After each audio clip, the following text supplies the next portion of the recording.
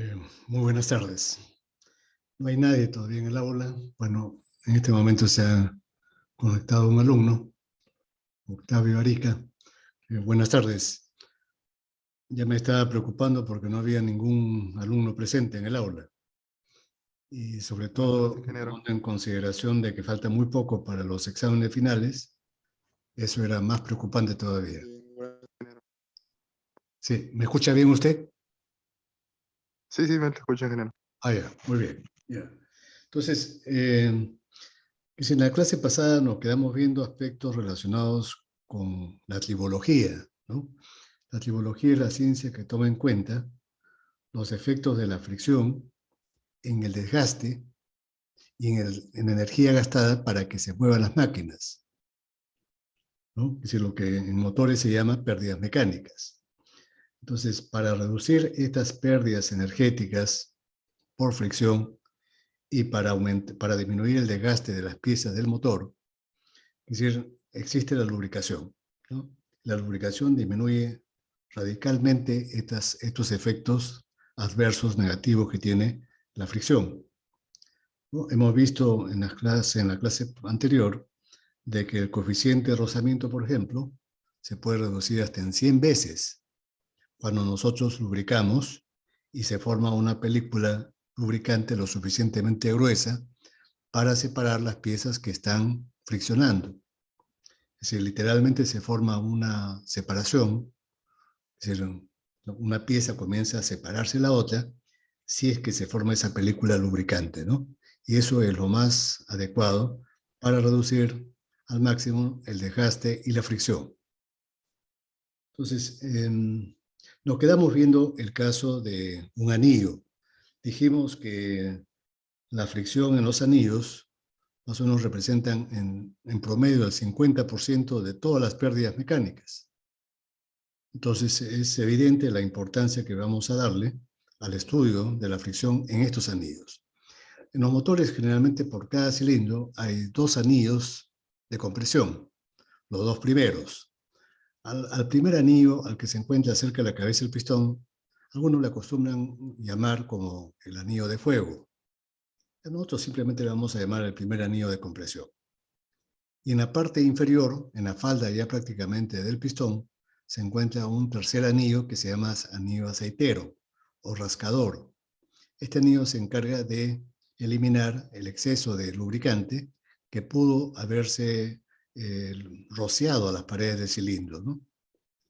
Ya que ese exceso de lubricante hay que retornarlo nuevamente hacia el cárter, ¿no? Entonces voy a mostrar una diapositiva, voy a compartir con ustedes pantalla para mostrarles lo último que nos quedamos viendo.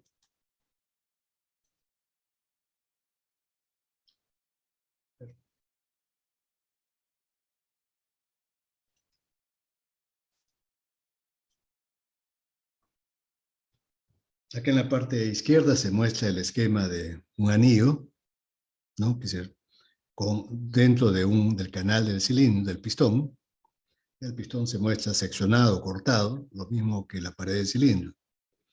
Se puede ver claramente que la presión de los gases durante la combustión, es decir, la cámara de combustión se encuentra ubicada en la parte superior y durante la combustión se genera una presión, producto de la combustión. La presión máxima le hemos puesto el nombre de PZ, ¿no? Lo hemos simbolizado como PZ, pero en general es la presión de los gases. Esta presión de los gases vemos que se va a través de estas holguras, se va a transmitir a la parte superior, a la cara superior de este anillo, presionándolo contra el canal, ¿no? Y también va a empujar al anillo contra el cilindro. La presión de los gases, es decir, empuja al anillo contra el cilindro. Claro, adicionalmente hay la fuerza elástica de los anillos, ¿no? Dice, cuando uno instala un anillo dentro de un canal de un pistón determinado, el anillo en forma natural está expandido. Hay que comprimirlo ligeramente para que pueda ingresar. Una vez que ingresa a su canal, por elasticidad trata de abrirse. Pero esta fuerza de elasticidad es pequeña si es que la comparamos con la presión de los gases, con la fuerza que ejerce la presión de los gases. Esa es la fuerza que realmente empuja el anillo contra la pared. Esta fuerza ayuda a hermetizar la cámara de combustión, ¿no? Al empujarlo al anillo contra la pared del cilindro, ayuda a que la cámara sea más hermética. Esa es la parte positiva. Pero también tiene su contraparte negativa. Eso genera mayor fuerza de fricción. Si la presión de los gases aumenta, es decir, si esta fuerza normal aumenta por acción de la presión, obviamente la fuerza de fricción va a aumentar y el gasto de energía y trabajo va a incrementarse, ¿no? Entonces, eso obviamente es negativo. Entonces, lo mismo pasa con el segundo anillo, ¿no? Con el que se encuentra inmediatamente abajo. Claro, ahí la presión ya disminuye significativamente. Es decir, que la presión que se aplica al segundo anillo ha bajado, ha disminuido notablemente por la presencia del primer anillo. El anillo impide que los gases bajen con toda la fuerza hacia el segundo anillo. Y si le pusiéramos, algunos motores tienen hasta 3 anillos de compresión. En el tercer anillo ya la presión de los gases es sumamente débil, ¿no? Lo normal es que los cilindros tengan cada uno de ellos 2 anillos de compresión y un anillo aceitero.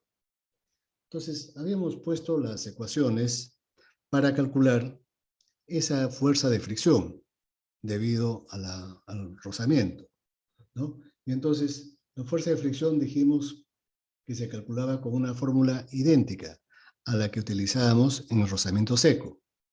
Es decir, un coeficiente de rozamiento por la fuerza normal. La fuerza normal se debe a la presión de contacto que hay entre el anillo y la pared del cilindro. La única diferencia es que mu sub L es mucho menor que el coeficiente de rozamiento cinético, seco, ¿no? Cuando no hay lubricante, es mucho menor. Eso obviamente hace que la fuerza de fricción también disminuya significativamente. Ahora, la fuerza normal sería aproximadamente, sería igual a la presión de los gases que empujan al anillo de izquierda hacia la derecha, ¿no? Empujándolo contra la pared del cilindro, por el área respectiva, el área lateral del anillo. El área lateral del anillo sería el área de una circunferencia, ¿no? El área lateral de un cilindro que tenga como diámetro D y como altura o espesor B. Entonces sería pi por D, que es el perímetro, multiplicado por la altura. La altura es B. Entonces, si reemplazamos estos términos en la ecuación de la fuerza de fricción, esto es este término de acá, y esto es el área. Y este es el coeficiente de fricción viscoso, mu sub L. La letra L nos va a simbolizar la presencia del lubricante. ¿Ya?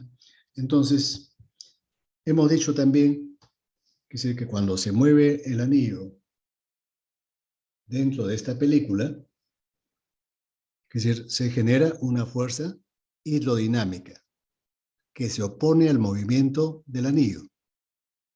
¿Ya? Cuando se mueve el anillo dentro de esta película, se genera una fuerza de oposición que se opone al movimiento del anillo. Ahora, esta fuerza de fricción está determinada por la ley de Stokes. ¿Qué nos dice la ley de Stokes? Que esa fuerza es proporcional, aproximadamente, a la velocidad con que se mueve el anillo, a la velocidad lineal del anillo. Entonces, también es proporcional a la viscosidad del aceite.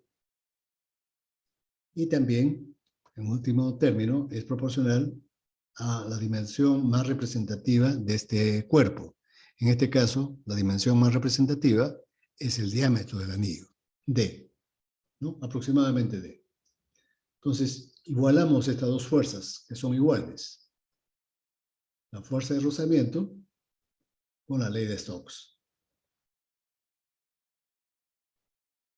Y entonces, de esta igualdad, que si nosotros podemos determinar la presión de pérdidas mecánicas debido a la fricción. Esta presión nosotros la obtenemos dividiendo la fuerza de fricción, esta de acá, entre el área del pistón. Ya siempre las pérdidas mecánicas, cuando se expresan en presión, esa presión está referida al área del pistón. Entonces acá nosotros dividimos cada uno de estos miembros de acá, lo dividimos entre el área del pistón, y lo mismo hacemos con la segunda ecuación, AP, área del pistón. El área del pistón obviamente es pi por diámetro al cuadrado sobre 4, diámetro del cilindro. Haciendo eso obtenemos estos términos, ¿no? Y podemos llegar a la conclusión que el coeficiente de rozamiento viscoso, mu sub L, es proporcional a este término. A ese término se le llama el número de Sommerfeld. Y ese número es adimensional. ¿Ya? Es decir, en este caso, la viscosidad es la viscosidad dinámica del aceite. Ya sabemos que la viscosidad de los líquidos cambian drásticamente con la temperatura. Disminuyen exponencialmente con el aumento de temperatura. Entonces, V es la velocidad lineal del pistón o del anillo, porque los dos se mueven conjuntamente. V es la altura del anillo, V, altura o espesor del anillo. Y la presión P es la presión que ejercen los gases contra el anillo, empujándolo hacia la pared del cilindro. ¿Ya? Entonces, a esto se le llama número de Sommerfeld.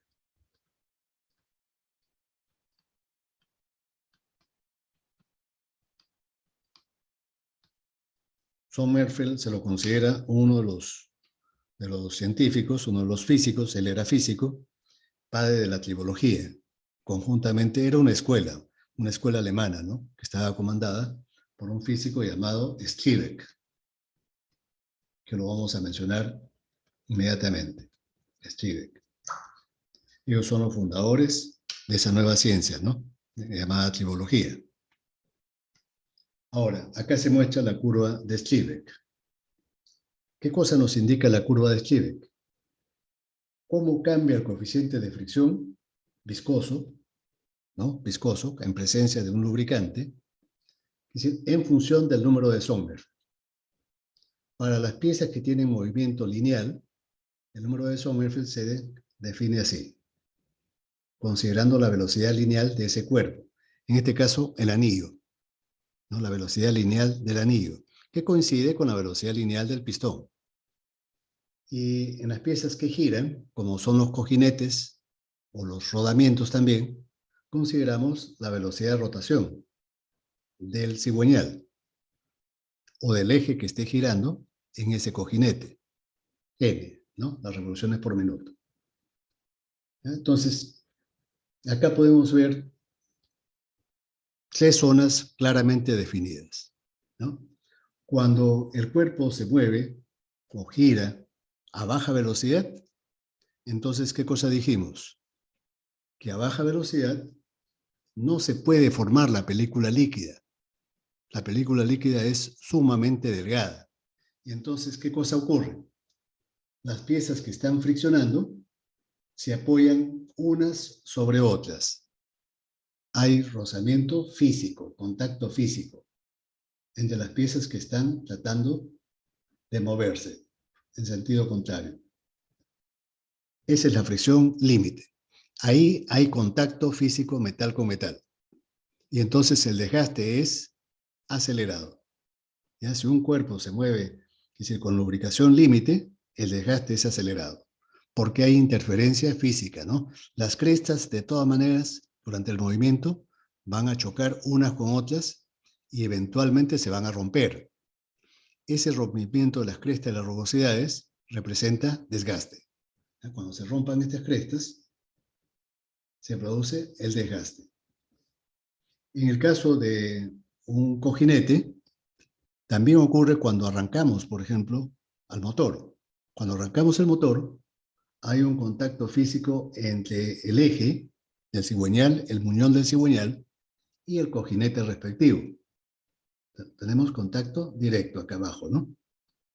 Entonces, eso provoca un desgaste severo.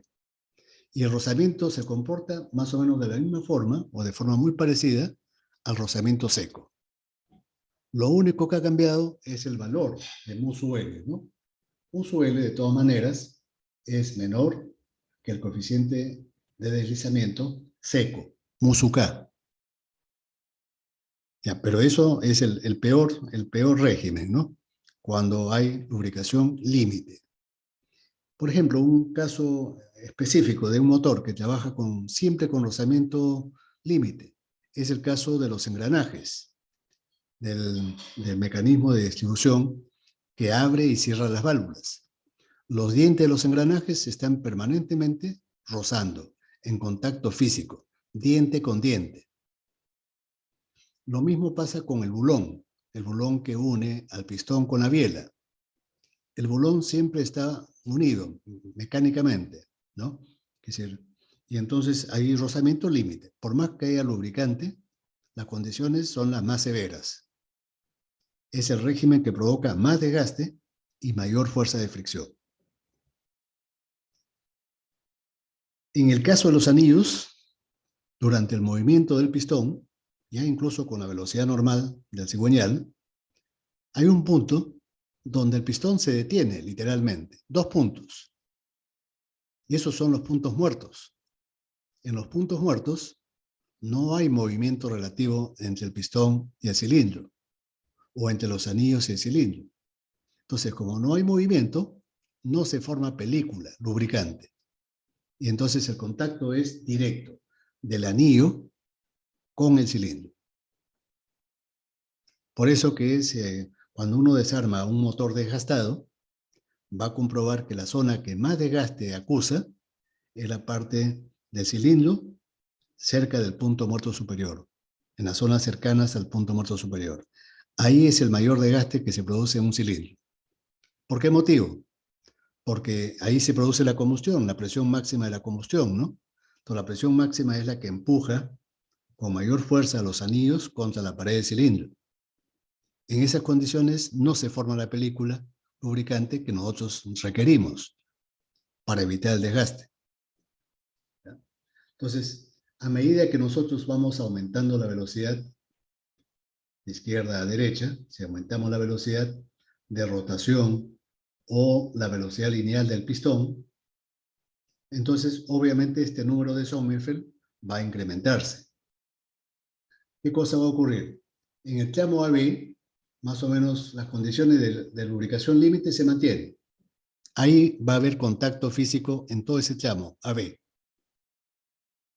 Pero llegamos al punto B a una velocidad mínima, acá, que esa velocidad mínima ya es suficiente como para que las superficies que están en contacto comiencen levemente, ligeramente a separarse. Y al separarse, ¿qué cosa ocurre? Ya la fuerza de fricción disminuye notablemente, ¿no? La fuerza de fricción disminuye notablemente. Lo que no podemos evitar es el desgaste. En esa zona todavía se produce desgaste. Mientras haya interferencia mecánica, mientras algunas crestas durante el movimiento choquen con las crestas de la otra superficie, se va a producir desgaste. ¿Baja la fuerza de fricción? Sí, baja desde AC, baja la fuerza de fricción. Pero el desgaste todavía se mantiene. Hasta que llegamos al punto C, a la velocidad del punto C. ¿Qué cosa ocurre en el punto C? Ya deja de haber interferencia. Esta altura H, que le hemos llamado H, es cero. Esa altura H es cero, es decir, ya no hay interferencia física, no hay interferencia mecánica de las rugosidades de una superficie con respecto a la otra. Entonces, obviamente, como ya no hay interferencia, ya no van a chocar las puntas. Las crestas ya no van a chocar. Y ya deja de haber, teóricamente por lo menos, deja de haber desgaste. y la fuerza de rozamiento es mínima. El coeficiente también en C también es mínimo. Pero sería muy peligroso, ¿no? Trabajar permanentemente en el punto C. Claro, la atracción es de que en C el coeficiente de rozamiento es mínimo, y eso va a implicar que la fuerza de rozamiento también se minimiza. Pero basta que algún factor se altere para que la velocidad comience a bajar y se produzca rozamiento límite, ¿no? Con lubricación límite. Entonces, ¿qué cosa ocurre de C a D? A medida que va aumentando la velocidad del pistón o del cigüeñal, en el caso de los rodamientos o de los cojinetes, ¿qué cosa va a ocurrir? Esta película lubricante se va a ir volviendo más ancha, más gruesa. Más velocidad, la película comienza a volverse más gruesa. Y entonces, al haber una película más gruesa, se protege mejor contra el desgaste. Garantizamos de que el desgaste se minimice totalmente. Pero, ¿qué cosa ocurre con respecto al gasto energético para que se mueva el pistón? Así como cuando un carro, por ejemplo, mientras mayor sea la velocidad de crucero de este auto, eso va a generar una mayor fuerza de arrastre del viento. ¿No es cierto? Cuando un cuerpo se mueve en aire o en un gas, eso genera una fuerza de arrastre. Esa fuerza de arrastre crece con el cuadrado de la velocidad, porque es régimen turbulento, ¿no? Es régimen turbulento. Y cuando es régimen turbulento, la fuerza de arrastre es proporcional al cuadrado de la velocidad. Pero en este caso, el anillo se está moviendo, es decir, en una película de un lubricante. Y el lubricante es un líquido viscoso, ¿no? Que tiene que ser viscoso para que se forme la película protectora. Entonces, eso determina que el número de Reynolds disminuya, que el régimen sea laminar. Entonces, en régimen laminar, ya la fuerza de arrastre no es proporcional al cuadrado de la velocidad, sino que de acuerdo a la ley de Stokes, es proporcional a la velocidad, al exponente 1, ¿no? Es linealmente función de la velocidad. Claro, también de la viscosidad, ¿no? Entonces vean ustedes que a medida que aumenta la velocidad, el gasto energético, ¿no? Por la fuerza de arrastre que crece linealmente con la velocidad, va a aumentar. Y la fuerza de fricción va a aumentar, pero con la ventaja de que no hay desgaste. De C a D, por lo menos teóricamente, no hay desgaste, porque se forma una película lo suficientemente gruesa para evitar que las piezas entren en contacto físico metal con metal. Eso ocurre tanto a los elementos con movimiento lineal como en los elementos mecánicos que tengan movimiento rotativo, ¿no? Los cojinetes, por ejemplo. ¿Está bien? ¿Se entendió eso, por favor? Sí, profesor. Entonces, hay 3 zonas en esta curva de despliegue. La zona con lubricación límite es de A a B. La zona con lubricación mixta, así se llama, sistema o la zona con lubricación mixta, es la zona de B a C. De B a C baja la fuerza de rozamiento, pero todavía continúa el desgaste. Todavía continúa el desgaste. En el punto C, la separación entre las piezas se hace 0, recién comienza a formarse una película lubricante que separa a ambas piezas en movimiento y comienza a crecer a medida que aumenta la velocidad. Esta zona de acá, de C a D, es la zona con lubricación hidrodinámica. Muy importante, ¿ya? Lubricación hidrodinámica. De aquí en adelante es con lubricación hidrodinámica.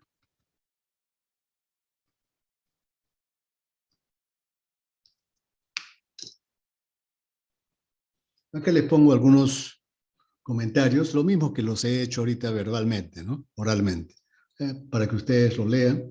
Es lo mismo que he mencionado. Ahora, aquí tenemos el mismo diagrama de Stiver, pero con ejemplos ya concretos del motor. Por ejemplo, y también pongo dimensiones, ¿no? Tanto a la abscisa como a la ordenada. Noten ustedes que las escalas son logarítmicas, tanto de la abscisa como la ordenada, sus escalas son logarítmicas. ¿Ya? Y entonces pongo, por ejemplo, el caso de los engranajes. Los engranajes, como mencioné unos minutos atrás, dije que son, es decir, componentes mecánicos del motor o de una máquina cuyos dientes siempre están en contacto físico metal con metal. Y por lo tanto la condición de rozamiento es rozamiento límite. Eso es inevitable. Ya ese contacto físico de diente con diente es inevitable. Entonces las condiciones de lubricación también son límites. Zona de alto desgaste, ¿no? Ahora, hay otros elementos que en contraposición trabajan casi permanentemente con rozamiento hidrodinámico, es decir, con desgaste mínimo. ¿Cuáles son esos elementos? Los rodamientos y los cojinetes o metales. ¿Ya? Los cojinetes y los rodamientos casi todo el tiempo de trabajo funcionan con rozamiento hidrodinámico, salvo en el arranque. Salvo en el arranque. En el arranque, también en forma inevitable, comenzamos con la lubricación límite. Después, a medida que se va acelerando ese cojinete o ese cigüeñal, bueno, adquirimos las condiciones de lubricación mixta y después, finalmente, ya cuando se alcanza la velocidad normal, recién la lubricación es hidrodinámica, con rozamiento hidrodinámico. Por eso se recomienda arrancar el motor lentamente, para que las fuerzas normales, las fuerzas de contacto, no sean muy grandes. ¿Ya? Es fácil darse cuenta que el desgaste y la fricción va a estar en función de la fuerza normal de contacto. Si la fuerza normal de contacto aumenta, obviamente que el rozamiento y el desgaste también van a aumentar. Por eso que el arranque de un motor debe realizarse muy lentamente, ¿ya? Para que el desgaste disminuirlo.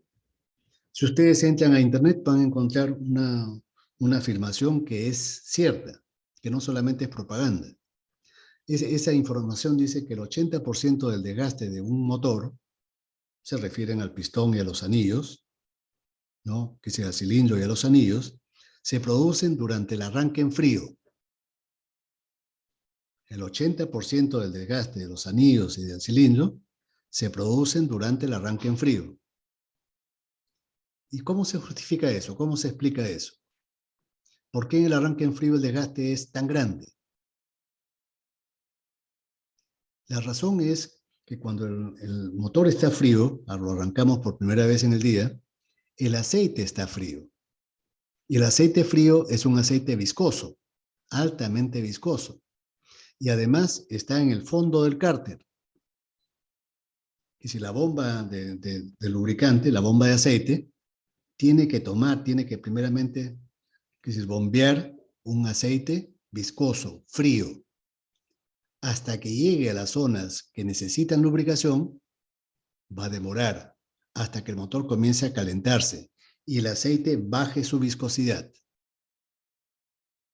Para que el régimen de lubricación sea normal, el aceite tiene que calentarse.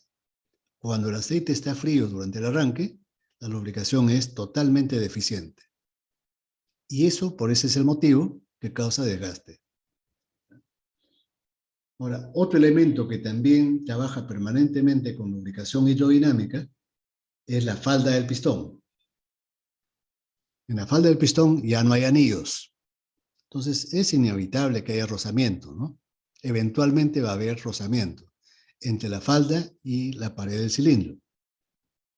Pero ese rozamiento es con una fuerza muy leve, una fuerza de contacto muy leve, ¿no? Por eso que el rozamiento es hidrodinámico.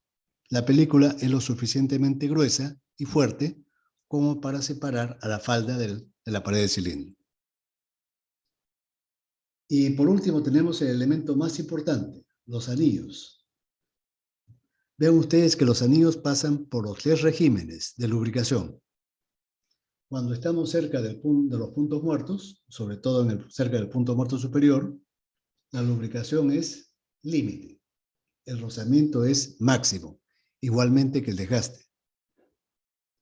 Pero rápidamente el pistón se acelera. Conforme baja el pistón en la carrera de expansión, rápidamente se acelera.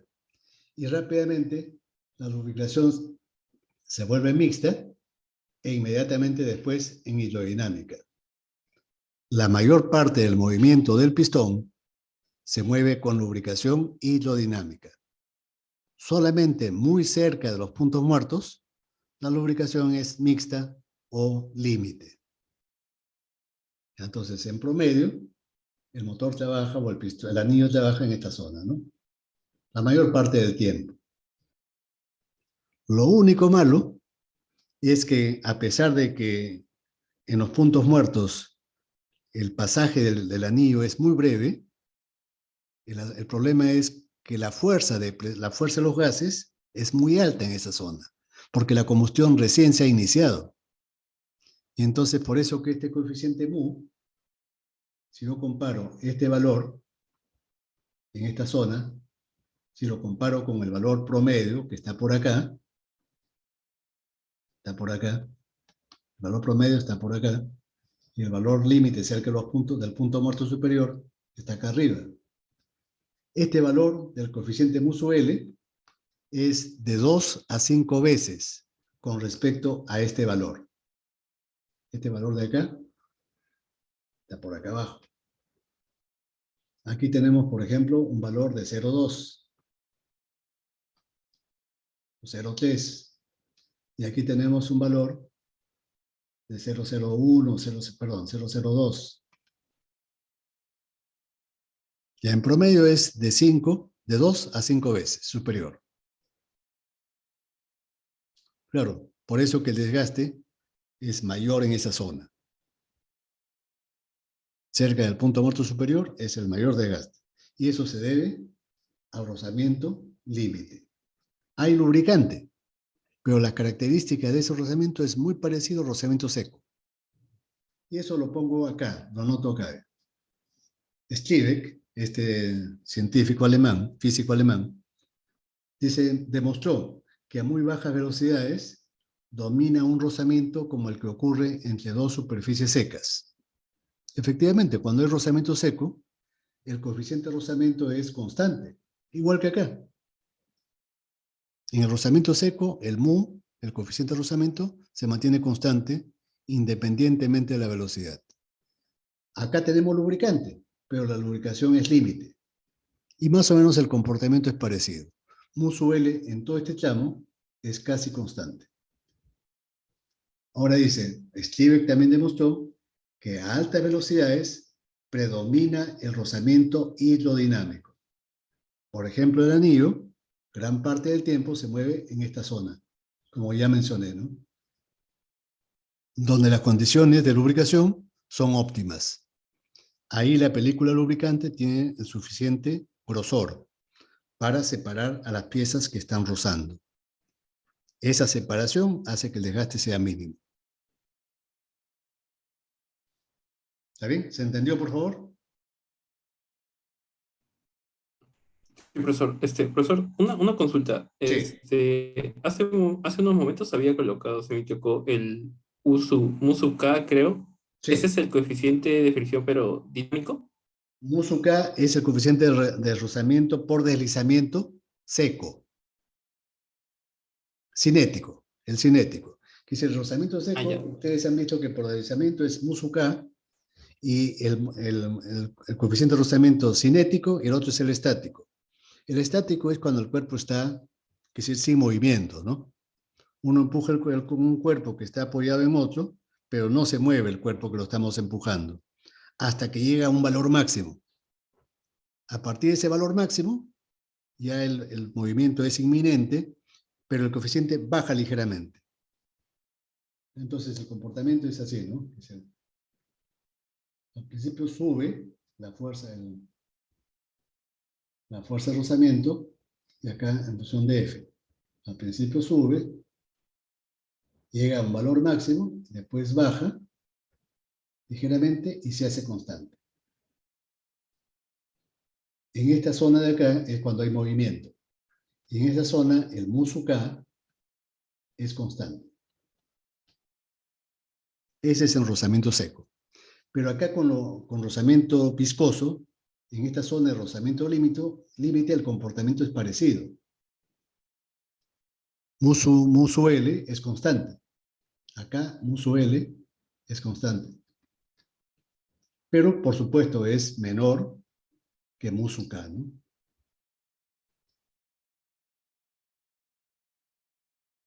Siempre conviene lubricar. Ninguna máquina, que si las piezas de una máquina en movimiento, nunca están sin lubricar.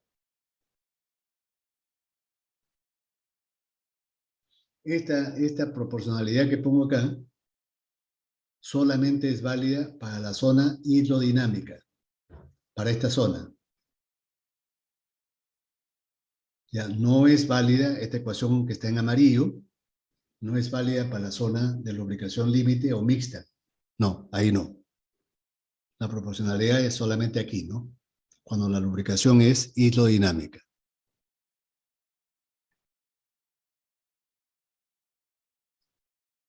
Bueno, Muchas gracias. después ustedes se habrán visto en los laboratorios respectivos y también en la clase anterior mencioné que las pérdidas mecánicas por fricción y las pérdidas mecánicas en general, Hovac había puesto o propone que esta presión de pérdidas mecánicas funcionan o varían linealmente con la velocidad del pistón. Por eso que considerábamos que P sub M se podía poner como una función lineal de la velocidad de rotación. Sorprendentemente ahí la presión no está presente en la ecuación, ¿no? Solamente la velocidad. Esto es una aproximación. ¿Ya? Es una aproximación, no es exactamente. La presión, la carga también influye, como vamos a ver en unos momentos. Entonces, acá tenemos como la velocidad media del pistón es función de la velocidad, S por N sobre 30. Entonces, también podemos poner que las pérdidas por fricción son proporcionales a la velocidad. ¿Cómo se justifica esta ecuación de Hovac? Con lo que acabamos de explicar, que el coeficiente de rozamiento mu sub L para los elementos que se mueven linealmente son proporcionales a la velocidad del movimiento de este cuerpo, de los anillos en este caso. Y si son los cojinetes, es la velocidad de rotación. Entonces, eso implica cuando hay rozamiento hidrodinámico. Pero también me he mencionado hace un instante de que la mayor parte del movimiento del anillo se mueve en la zona con lubricación hidrodinámica. Claro, es inevitable que pase por el punto muerto superior, donde la lubricación es límite. Pero la cuestión es que es un instante solamente durante el cual el anillo se encuentra en esa zona. La mayor parte del tiempo se mueve con lubricación hidrodinámica, afortunadamente, ¿no?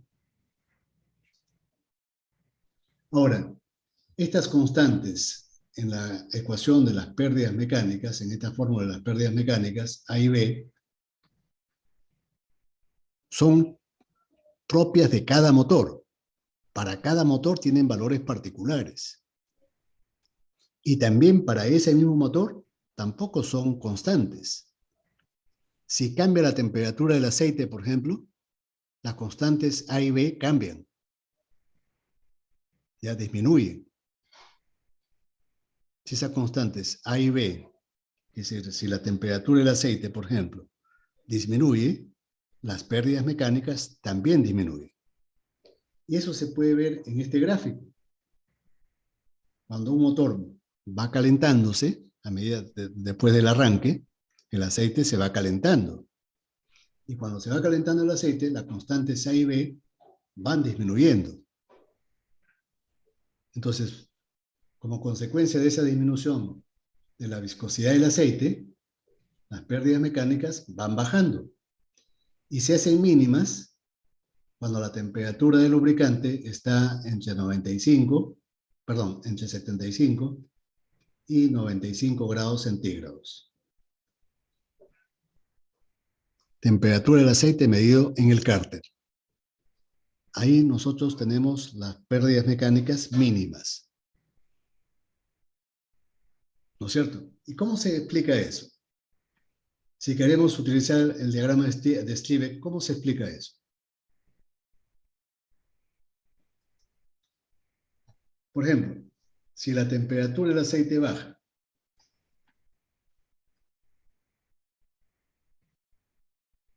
si la temperatura sube, ¿no? A medida que se va calentando el motor, si la temperatura sube, ¿qué cosa le pasa a la viscosidad del aceite? A medida que Disminuye. calentamos, va disminuyendo. Y si disminuye la viscosidad, ¿qué le pasa al número de Sommerfeld?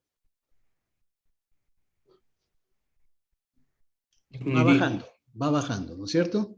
Entonces, a medida que el aceite se va calentando y su viscosidad va disminuyendo, este coeficiente de fricción va bajando, va disminuyendo.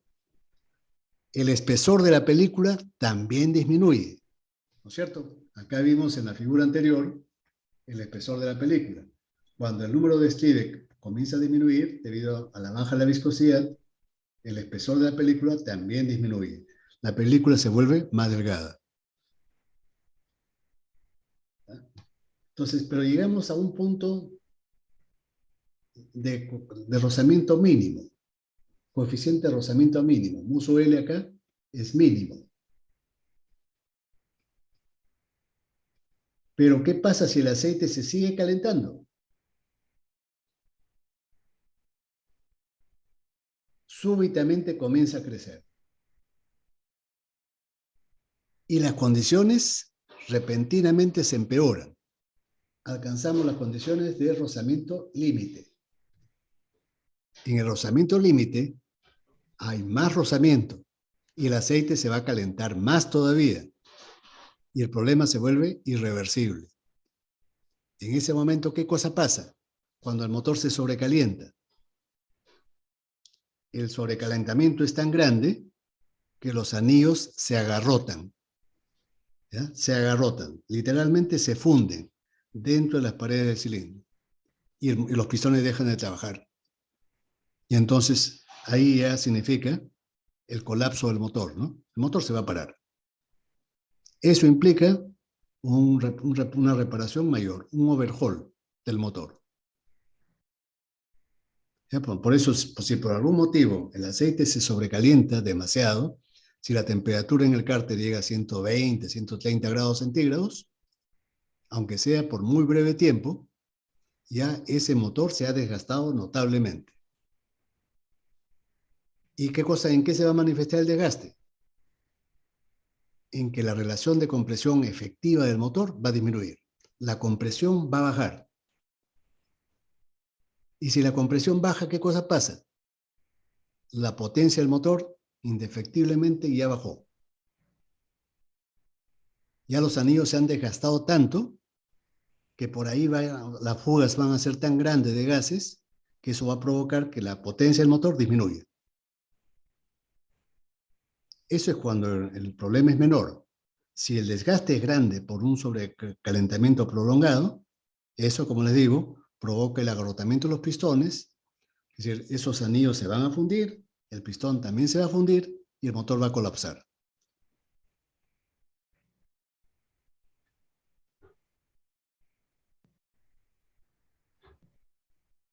¿Está bien? ¿Se entendió, por favor? Sí, profesor, lo estoy entendido. Sí, ya, muy bien. Ahora, mencioné también de que a pesar de que las pérdidas por fricción son las más importantes, representan entre 70 y 80% de todas las pérdidas mecánicas, sin embargo, tampoco son las únicas pérdidas. También consideramos como pérdidas el trabajo gastado en el intercambio de gases, es decir, el trabajo que se invierte para que el pistón se mueva durante la admisión y el escape. en un diagrama PV, un diagrama indicado cerrado PV, es esta área que se forma aquí abajo en el diagrama, ¿no? Eso lo mencioné, hice un dibujo del diagrama PV total, ¿no? A ver, vamos a repetirlo. Tenemos el punto muerto superior, el punto muerto inferior, la presión atmosférica. Entonces tenemos el ciclo, más o menos es así.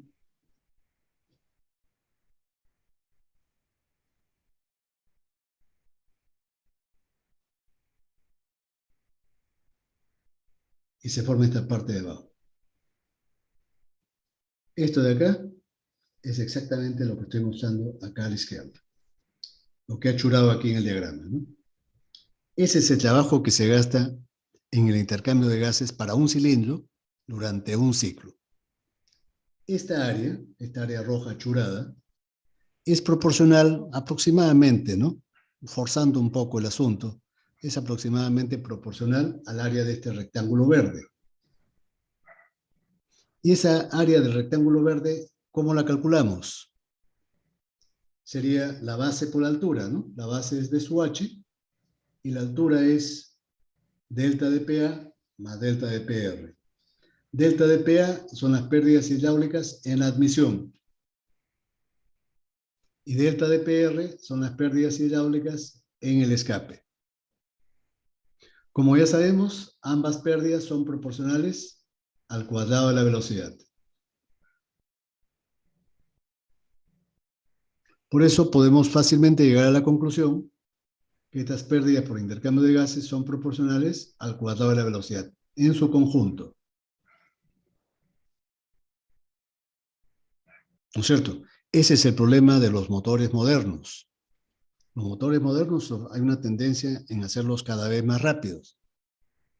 Entonces, como son más rápidos, las pérdidas en la admisión, sobre todo, son importantes. Y a eso lo hemos estudiado durante el proceso de admisión, ¿no? ¿Qué cosas hacen los fabricantes? Por ejemplo, bajar la carrera, ¿no? Aumentar el diámetro y bajar la carrera para mantener la cilindrada constante. Eso lo hacen a propósito para que la carrera sea corta. Si la carrera es corta, la velocidad media del pistón también baja. Si la velocidad media del pistón baja, entonces bajan las pérdidas por fricción, las pérdidas mecánicas. Y vemos que una razón de eso se justifica con este análisis que acabamos de hacer, ¿no? Si nosotros bajamos la velocidad, esta área achurada de este aproximadamente paralelogramo va a disminuir. Ahora, en un motor Eche hay un problema. ¿Qué cosa ocurre cuando cerramos la mariposa? A pesar de que la velocidad es constante, nosotros podemos mantener la velocidad constante n, ¿no es cierto? Y cambiar, es decir, abriendo y cerrando la mariposa. ¿Qué cosa va a pasar cuando cerremos la mariposa y la velocidad se mantenga constante? ¿Qué le va a pasar al área?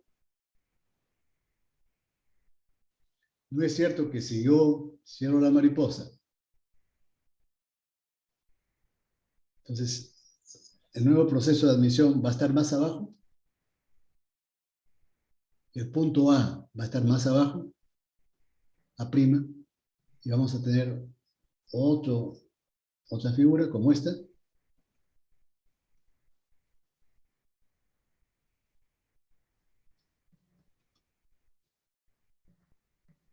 A la misma velocidad, solamente porque he cerrado la mariposa.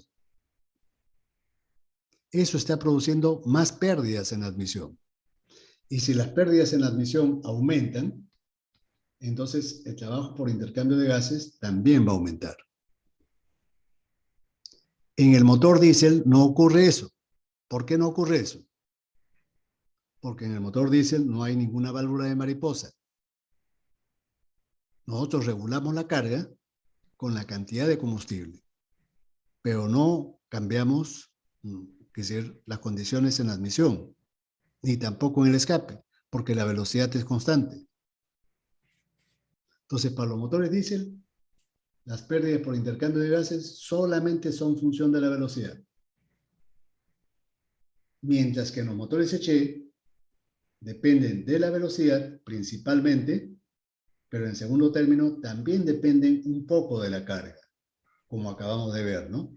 Si cerramos la mariposa, esta área achurada se va a incrementar. ¿Por qué? Porque las pérdidas en la admisión van a aumentar. En el escape no, pero en la admisión sí van a aumentar. ¿Por qué van a aumentar? Porque estoy cerrando la mariposa y eso está aumentando las pérdidas hidráulicas en la admisión. En los motores sobrealimentados con turbocompresor también dependen de la velocidad y del grado de sobrealimentación. Pi sub K. Recuerdan que Pi sub K es igual a la presión a la salida del compresor sobre P sub 0, ¿no? Cuando aumentamos el grado de sobrealimentación del motor turboalimentado, generalmente también aumentan las pérdidas por intercambio de gases, ¿no?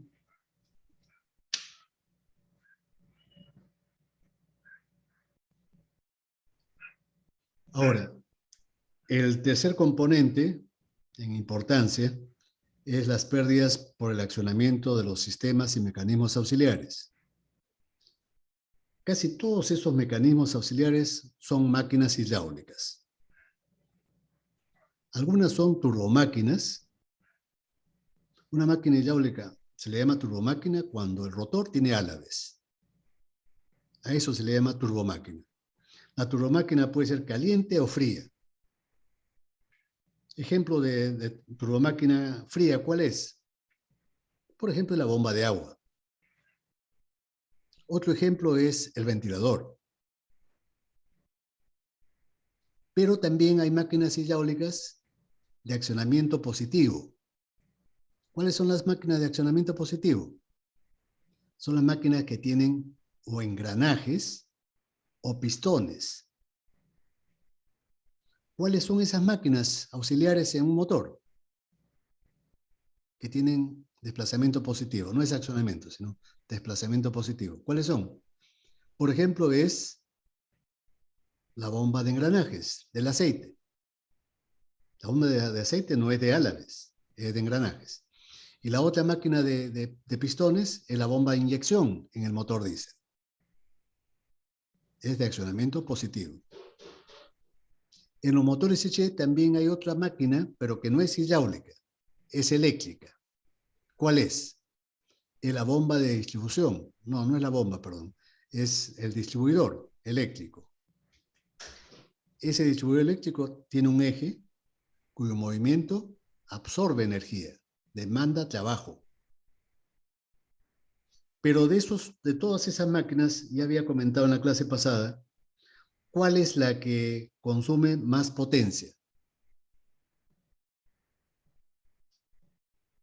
Los ventiladores. Los ventiladores, efectivamente. Los ventiladores, porque mueven gases. Y los gases, para comprimirlos o descomprimirlos, absorben mucha potencia. Y entonces el ventilador, de todos los elementos auxiliares del motor, generalmente es el que más consume. Por eso que los fabricantes de motores, ahora sus ventiladores son accionados por motores eléctricos. Y esos motores eléctricos se encienden en forma automática con unos elementos llamados termoswitch, que están ubicados en las camisetas de agua. Solamente cuando el agua sube por encima de cierto valor, esos termoswitch hacen que el motor eléctrico se active, moviendo al ventilador. Si la temperatura baja por debajo de 80 grados, por ejemplo, 82 grados, automáticamente el termoswitch desconecta el motor eléctrico del ventilador. Y por lo tanto se ahorra energía eléctrica por gusto, ¿no? Para no gastarla por gusto. Ahora, tomando en consideración que tanto el ventilador como la bomba de agua son máquinas hidráulicas, son turbomáquinas, sabemos que las turbomáquinas están regidas o están gobernadas por leyes de semejanza. Son como 8 leyes de semejanza de las turbomáquinas. Pero las más importantes y además las más sencillas son tres, ¿no? Las tres primeras leyes. La primera ley, como ustedes seguramente saben, es que el caudal es proporcional a la velocidad de rotación. En una bomba, por ejemplo, o en un ventilador, o en una turbina. El caudal es proporcional a la velocidad. Las presiones que genera una bomba o la altura hidráulica de una turbina son proporcionales al cuadrado de la velocidad. La presión que genera una bomba o la altura que necesita una turbina son proporcionales al cuadrado de la velocidad. Es la segunda ley. La tercera ley es que la potencia es proporcional al cubo de la velocidad. Otra forma de expresar esta tercera ley es que la potencia es proporcional al producto de N por H. Entonces, por lo tanto, es proporcional a N al cubo. Un ventilador, que si a medida que aumenta su velocidad, su potencia varía con el cubo de la velocidad. En una bomba hidráulica también. Ahora, como en este caso lo que estamos analizando son presiones, entonces la presión del ventilador o de la bomba son proporcionales al cuadrado de la velocidad.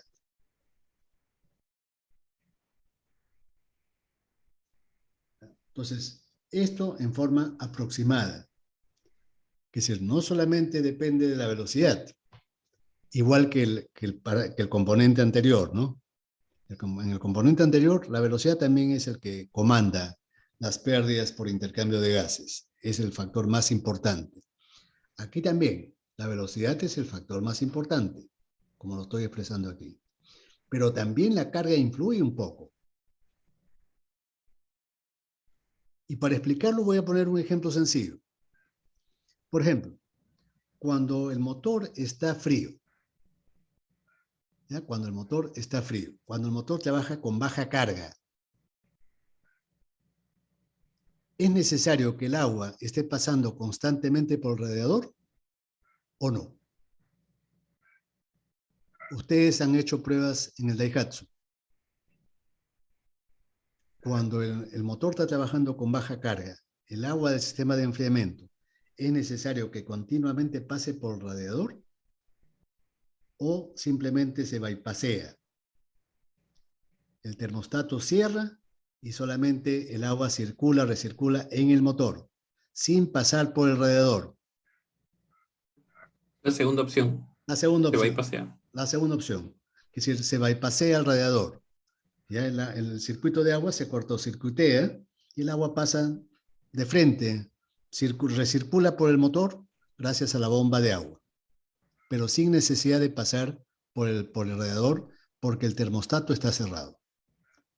Pero si al motor lo hago trabajar con más carga, entonces el agua del sistema de enfriamiento se va a calentar con más frecuencia. Si el agua se va a recalentar con más frecuencia, entonces el termostato se va a abrir con más frecuencia también y el agua va a pasar más continuamente por el radiador. Pero cuando el agua pasa por el radiador, el circuito es más largo y hay mayores pérdidas. Y la bomba de agua va a consumir más trabajo, más energía eléctrica. Y entonces las pérdidas van a incrementarse, las pérdidas por el accionamiento de esa bomba de agua y del ventilador. ¿Está claro? Entonces no solamente depende de la velocidad. Es cierto que la velocidad es el factor más importante, pero la carga también influye.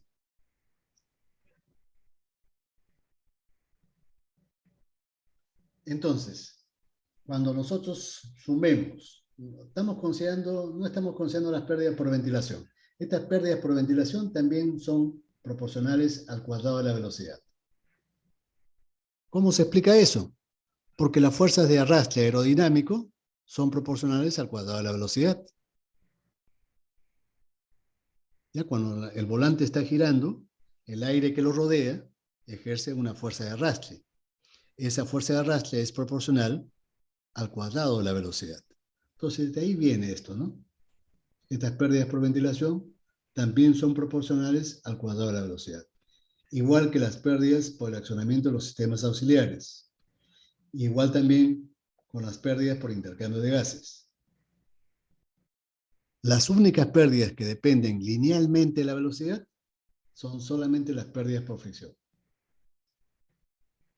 Pero hay que considerar que las pérdidas por fricción son las pérdidas más importantes. Estas solamente estas pérdidas, representan entre el 70 y el 80% de todo. Las pérdidas por fricción representan entre el 70 y el 80%. Todo lo demás es de un 20 a un 30%.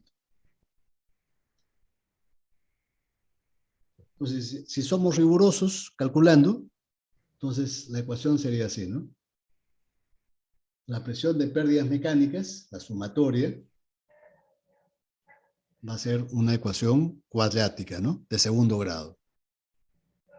Pero es una ecuación cuadrática con una tendencia casi lineal. Ya, es una parábola que se parece a una recta. ¿Por qué? Porque el componente lineal es el componente mayoritario. Por eso es que más se parece a una recta que a una curva. Si yo, por ejemplo, en el Excel, yo graficara experimentalmente puntos de pérdidas mecánicas y asumo que la tendencia es lineal, voy a ver que el coeficiente de correlación R cuadrado aproximadamente me sale 1. Y si asumo que es un polinomio de segundo grado, también me va a salir que R2 al cuadrado también es aproximadamente 1. Entonces, rigurosamente hablando, es una curva, pero una curva con una concavidad muy pequeña, que se parece mucho a una recta. Por eso que podemos asumir con toda tranquilidad una tendencia lineal, sabiendo que es una parábola, pero una parábola que se parece a una recta. ¿Está claro?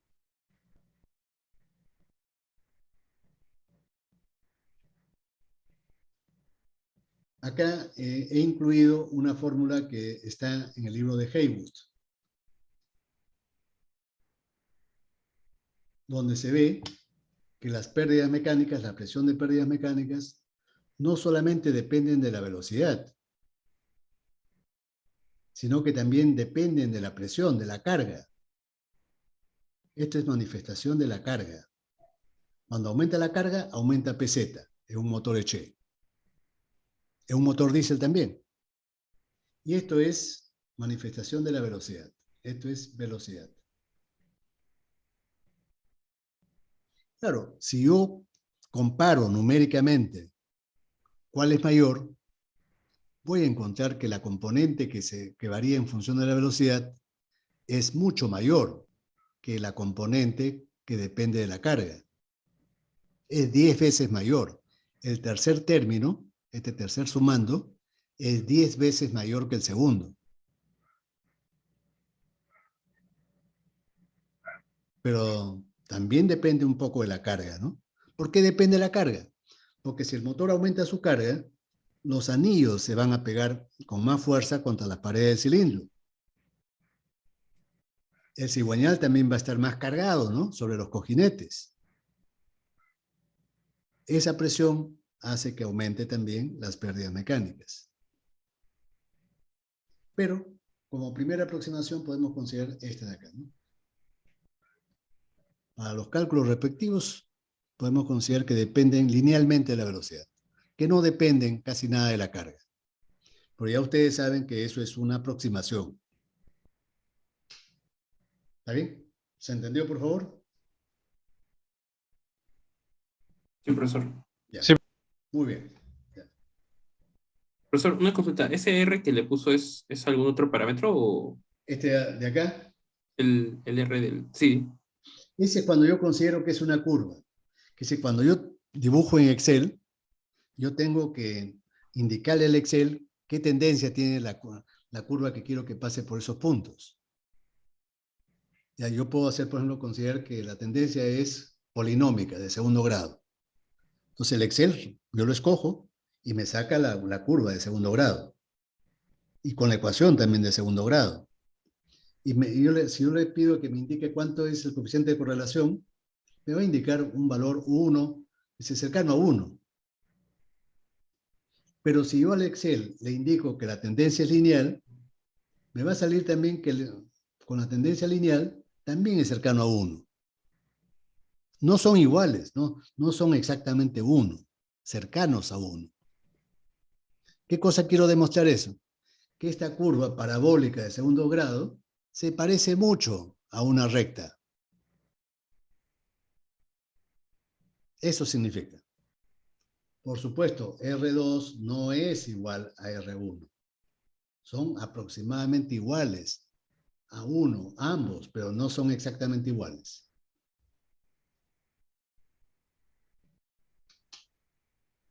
¿Está bien? Gracias, profesor. Sí, muchas Ya, gracias. muy bien. Ahora regresamos nuevamente a lo que son parámetros efectivos del motor.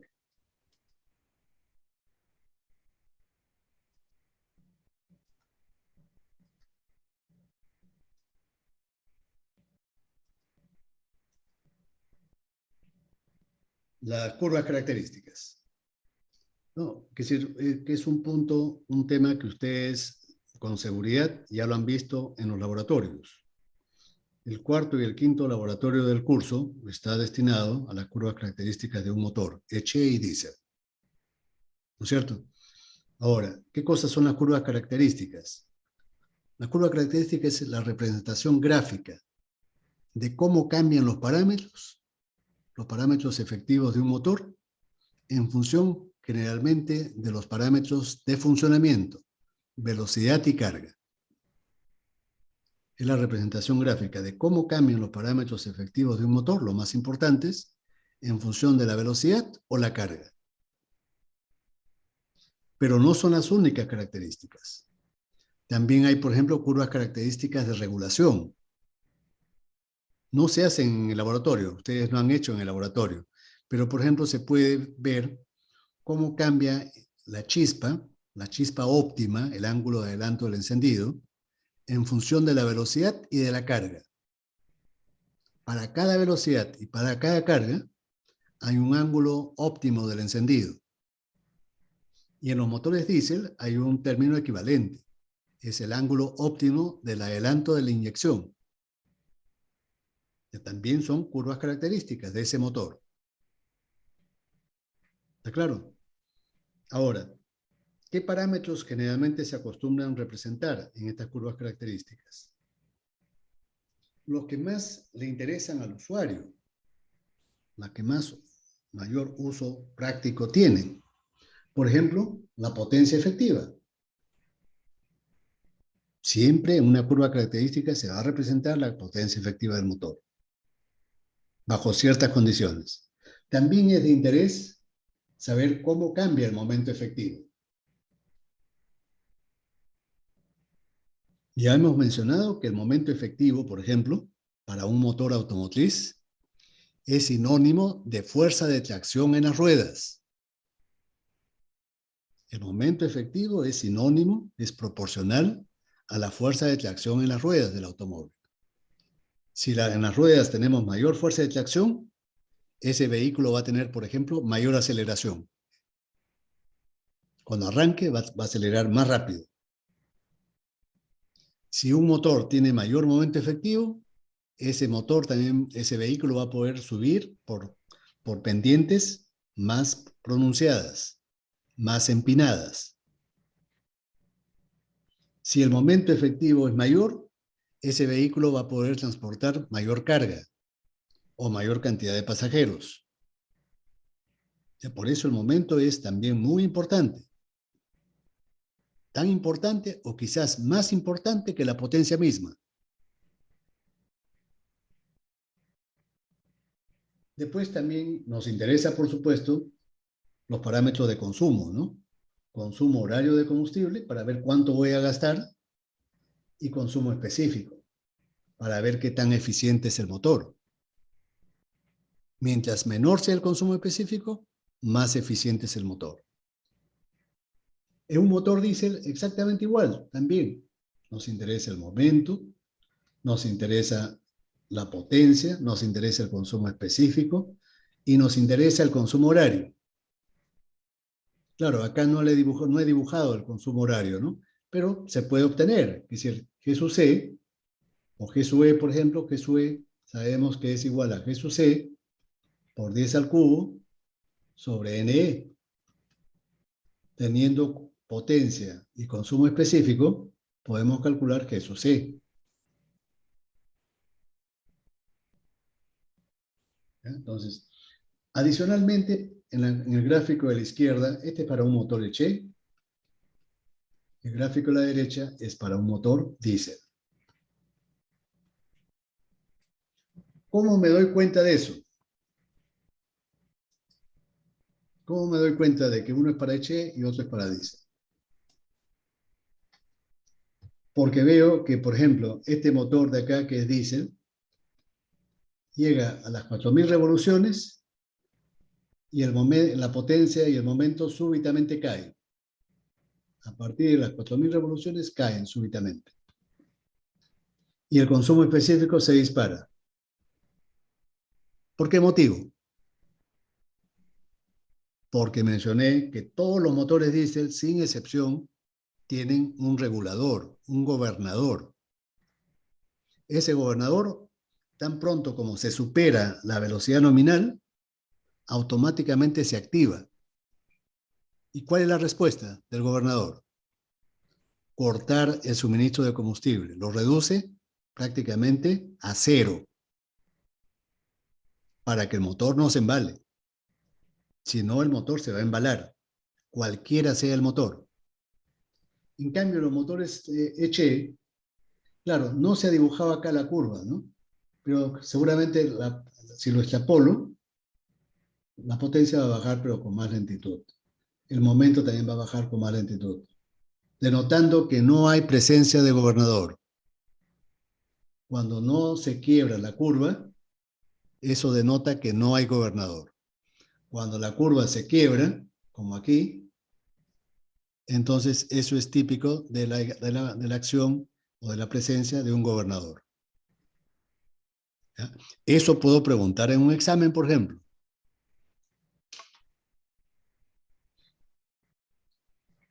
¿Está bien? ¿Se ha entendido, por favor? Algo que es interesante, por ejemplo, acá, ¿no? No tanto al usuario común y corriente, pero sí para nosotros, que somos ingenieros. ¿Cómo cambia alfa, por ejemplo, no? Acá vean ustedes que en todo el rango, alfa varía muy poco, ¿no? De 0,9 a 0,97. Por ejemplo, 0,88 acá, ¿no? Hasta 0,97, 0,98. Lo ideal sería que no cambie, como ya mencionamos en la teoría hace unas clases. En todo el rango de velocidad, el alfa no debe cambiar mucho. Lo ideal sería que fuera constante. Primera observación. Segunda observación, el consumo específico mínimo. ¿Dónde se da? Les di un dato. Que el consumo específico mínimo generalmente se produce, a un 60% de la velocidad nominal. Acá la velocidad nominal es 6.000. 60% sería 3.600. Entonces vemos que a 3.500, 3.400 se está produciendo acá, ¿no? Más o menos. A un 60%.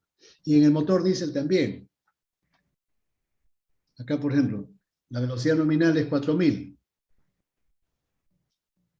El 60% sería 2.400, ¿no? 2.400 está por acá. Entonces, no es rígida esa norma, ¿no? Es un dato estadístico. 60% estaría por acá, 2.400. Y aquí tenemos el mínimo a 2.000, ¿no? A la mitad. Entonces, entre 0,5 y 0,6 se produce la velocidad, el consumo específico mínimo. Aquí tenemos curvas características de motores, tanto de motores H como motores diésel.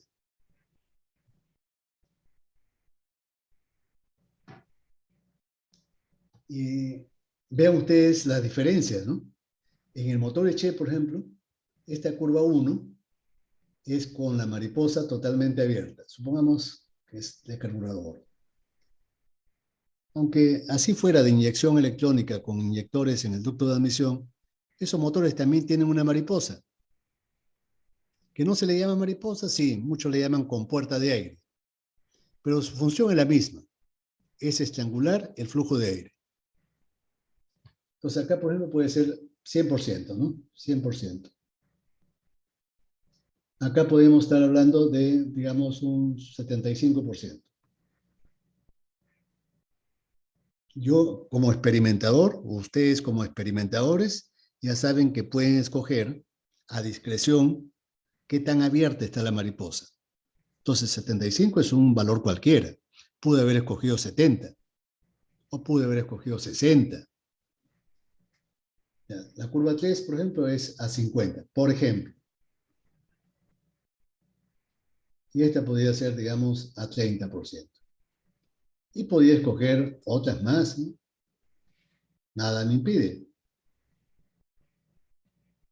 20%, ¿no?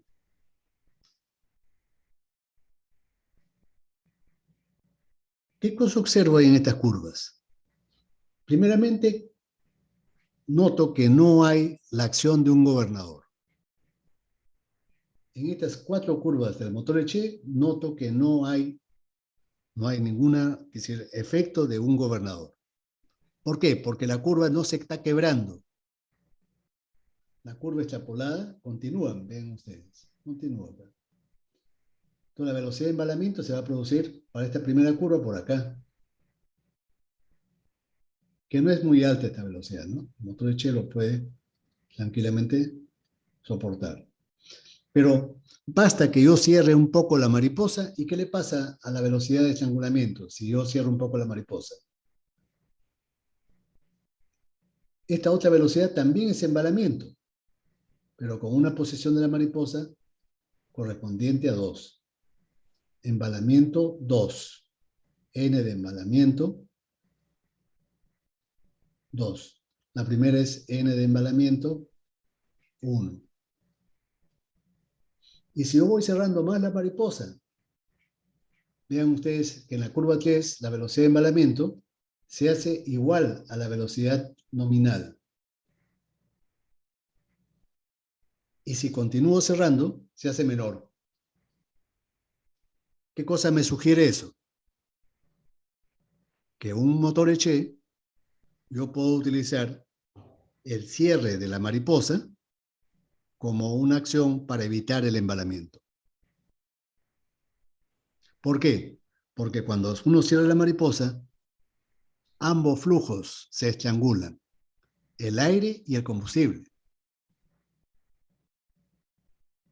Si al motor le entra menos aire, también en el carburador se va a succionar menos combustible. Entonces, ahí es muy difícil que haya embalamiento y que el chofer no se dé cuenta y no haga nada. En cambio, en un motor diésel, ¿qué cosa pasa? Cada una de estas curvas, 1, 2, 3, 4, corresponden a una posición del órgano de mando de la bomba de inyección. ¿Ya? El término es un poco largo, un poco así medio rimbombante, es utilizado por Hobart, ¿no? Órgano de mando de la bomba de inyección. En otras palabras, es la posición de la palanca de aceleración de la bomba. Entonces, acá, por ejemplo, es si fuera con cremallera, es HC igual al 100% de regulación, ¿no? Porque esa posición máxima de la bomba ha sido regulada por el fabricante o por el taller que me reparó la bomba. Una vez que el fabricante fija esa posición límite, tope, entonces yo ya no lo puedo mover, no lo debo mover, si no pierdo la garantía. Lo mismo ocurre si es que lo mando a reparar en el laboratorio diésel, también le van a poner un tope a la bomba. Y si yo, rompo ese precinto de seguridad, ya estoy perdiendo la garantía de la reparación. Entonces, acá es 100% de la bomba regulada. La curva 2 es para otra posición. Por ejemplo, 75%. La tercera, digamos, para digamos, 60%. Y la otra, la última, para 40%.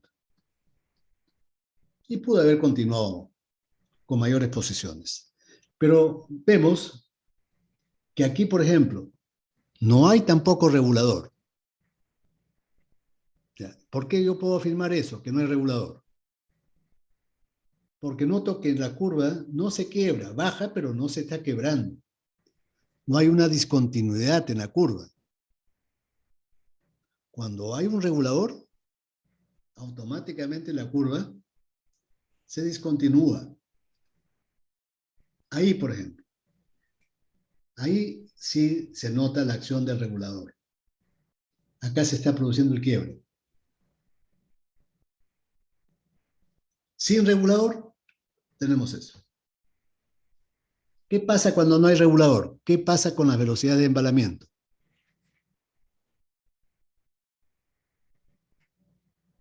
Cuando no hay regulador, todas las velocidades de embalamiento, todas las velocidades de embalamiento son mayores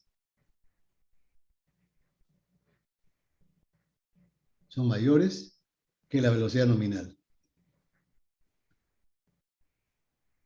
Bastante mayores. Pueden llegar a ser hasta, por ejemplo, el doble. Si la velocidad de embalamiento es el doble que la velocidad nominal, ¿qué le ocurre a la fuerza centrífuga de las partes rotativas de ese motor? ¿No es cierto que esas fuerzas se cuatriplican? Porque la fuerza centrífuga es proporcional al cuadrado de la velocidad.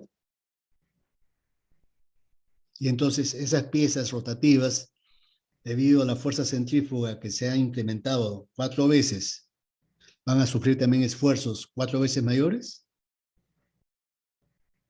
Y el fabricante difícilmente ha contemplado ponerle un factor de seguridad de 4. ¿No? Entonces, ese vehículo para un automóvil no le pone, ningún fabricante lo hace con un factor de seguridad de 4. Entonces, ¿qué va a pasar? El motor se va a embalar. Las piezas móviles del motor se van a embalar. Y eso va a hacer que en algún momento el motor falle. Esas piezas fallen. Y el motor literalmente explota. No explota por el gas, explota por las fuerzas que se generan. Mientras más grande es el motor, el embalamiento es más grave. Hay consecuencias incluso fatales. Así, sin exagerar, fatales. Ahí no queda otra cosa. Si el motor es grande, mejor es correr.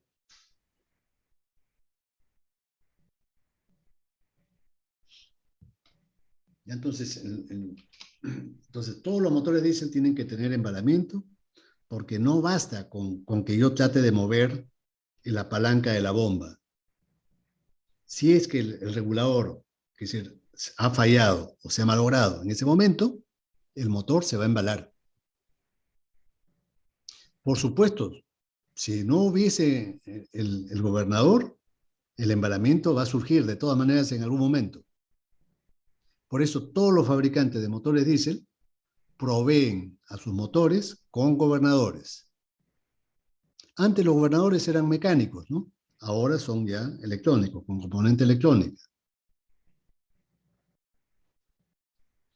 Vean ustedes que en cuanto a los consumos específicos también se manifiesta la acción del gobernador, ¿no?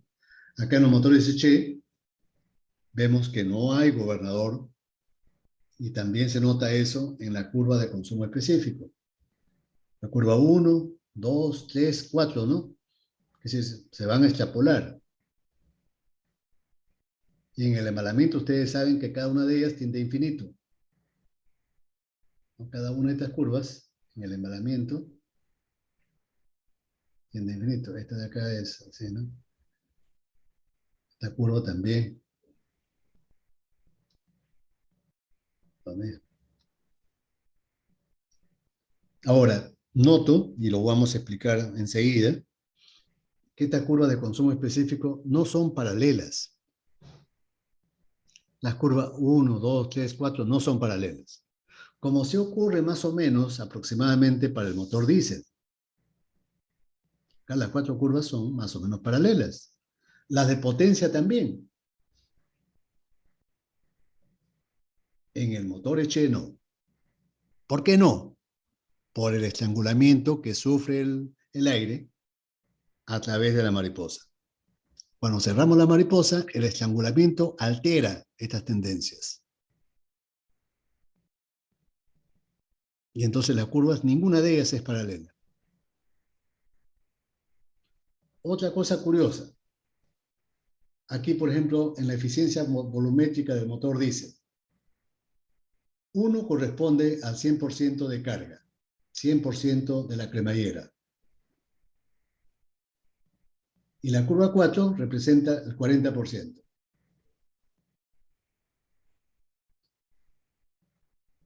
La curva de menor carga está por encima que la de menor carga, por encima que la de mayor carga.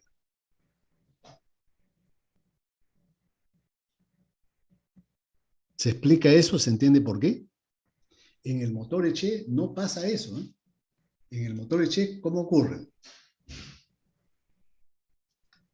Si yo hubiera dibujado las curvas de eficiencia volumétrica, para la curva 1, la curva de eficiencia volumétrica hubiera sido así.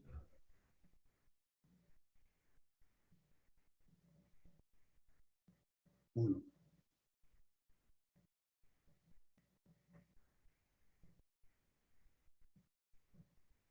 La curva 2 hubiera sido más abajo.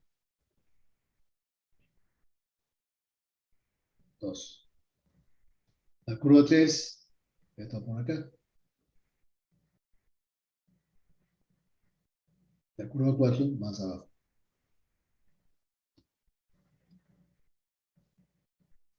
En cambio, acá se invierte. La curva con menos carga está arriba. ¿Por qué?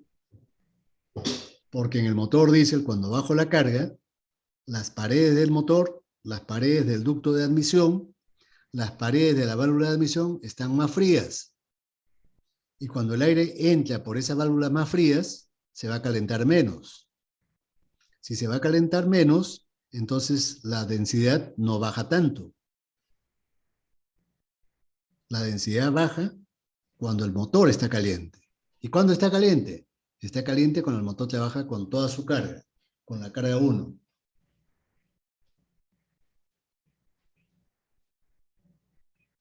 Otra cosa interesante y curiosa en las características de carga. Esta es la curva 1 cuando la mariposa está abierta al 100%. La curva 2 es cuando está al 75 o el 80%. Vamos a poner 80. ¿ya? La curva 3 es, por ejemplo, cuando está al 60%. La curva 4 cuando está al 30%. ¿Por qué la curva 1 está por encima de la curva 2? Significa que más económico es trabajar con 2 para una determinada velocidad. Por ejemplo, para esta velocidad, para esta, es preferible trabajar con la curva 2 cuando la mariposa está abierta al 80%. Es mejor que cuando la mariposa está abierta al 100%. Pero cuando comienzo a trabajar con 60%, el consumo específico comienza a subir. ¿Tiene explicación eso?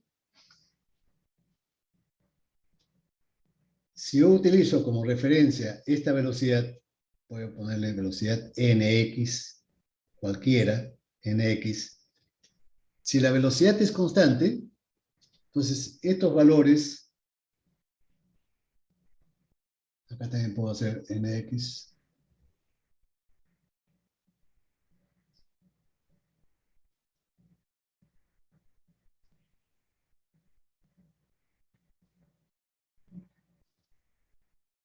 corresponden a la característica de carga a esta velocidad nx. Cuando yo dibujo la característica de carga, considero velocidad constante. ¿No es cierto? Entonces, si considero velocidad constante, ¿qué pasa? Estoy dibujando o estoy considerando la característica de carga.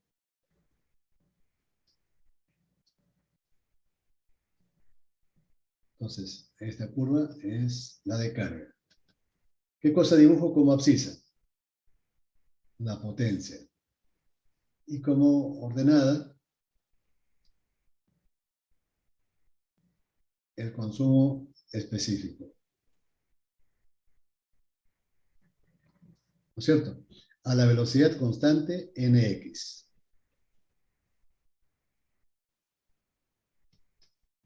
Entonces, tengo que trasladar ¿qué puntos? ¿Qué puntos tengo que graficar? El punto 1, 2 y 3. Y 4, ¿no? 4. Entonces, punto 1, punto 2, punto 3 y punto 4. Ya tengo consumos y potencias. Y lo traslado al gráfico que estoy construyendo. Y entonces, ¿qué cosa voy a obtener? Que esos puntos van a estar ubicados acá. Sí.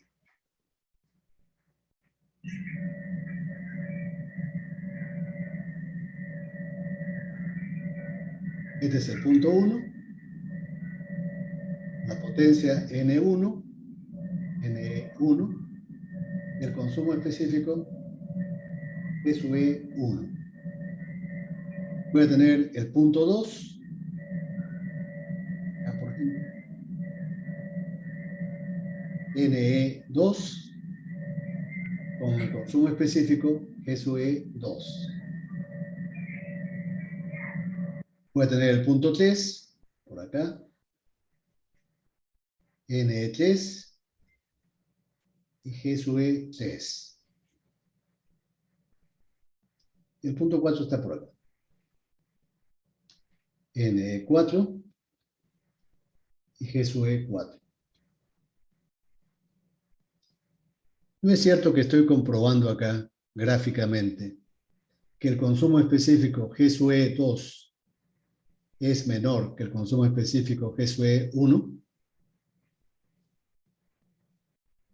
porque mencioné en la clase de teoría de la clase pasada o antepasada que el consumo específico de un motor generalmente, estadísticamente, se encuentra cuando la carga corresponde entre un 80 y un 85%. Cuando la carga es entre 80 y 85%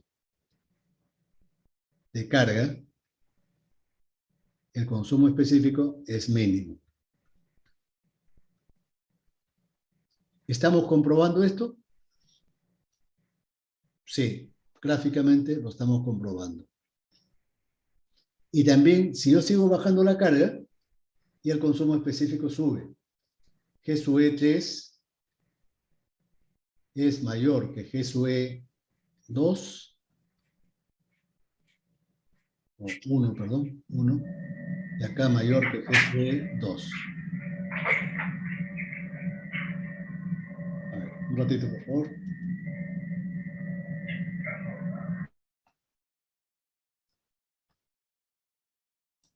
Ya. ¿Está bien? Esa es la demostración. ¿Por qué la curva 2 está por debajo? En la característica de velocidad, la curva 2 se encuentra por debajo que la curva 1.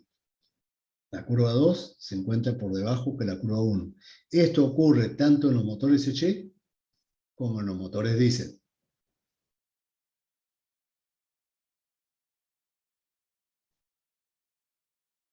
¿Está bien? Ahora, estas características de velocidad son útiles, ¿no? Particularmente en los motores automotrices. ¿Por qué motivo? Porque en los motores automotrices constantemente hay cambios de velocidad y de carga durante su funcionamiento. Entonces, estas características de velocidad son particularmente útiles. Tenemos para diferentes velocidades y diferentes cargas. Cómo cambia la potencia, cómo cambia el consumo específico. Y si tuviese otros parámetros adicionales, mejor. ¿Qué otros parámetros adicionales? Por ejemplo, el torque. Pero el torque yo lo puedo obtener, ¿no? ¿Cómo lo puedo obtener? A partir de la curva de arriba. Si yo tengo la potencia y tengo la velocidad, ¿puedo calcular torque? Por supuesto que sí, ¿no? Porque yo sé que la potencia efectiva es igual al momento efectivo por la velocidad angular. 2 por pi por n sobre 60. Si tengo yo la potencia y la velocidad, puedo calcular el momento efectivo. Entonces yo podía graficar ahí, ¿no? Construir las gráficas de torque. ¿Por qué me interesa el torque? Porque yo sé que el torque está vinculado con la fuerza de tracción en las ruedas, con la fuerza que tiene el cigüeñal para girar. Ahora, si yo tengo el consumo específico y tengo la velocidad, ¿puedo calcular el consumo horario? Sí, como lo mencioné hace unos minutos atrás. Si yo tengo el consumo específico por definición, es G sub C por 10 al cubo sobre la potencia efectiva. Si yo tengo, digamos, consumo específico y potencia, no solamente velocidad, sino también potencia, entonces puedo calcular G sub C. Ahora, lo malo que los fabricantes de automóviles, por ejemplo, no dan estas características. Al usuario común y corriente no le proporcionan estas curvas. ¿Qué datos proporcionan los fabricantes de automóviles al usuario? Le dicen, por ejemplo, cuánto es su potencia nominal. Aquí. Este dato, A. Le indican cuánto es el momento máximo. Momento máximo. 2. El segundo dato, no como curva, sino como dato numérico. ¿Qué cosa más dan?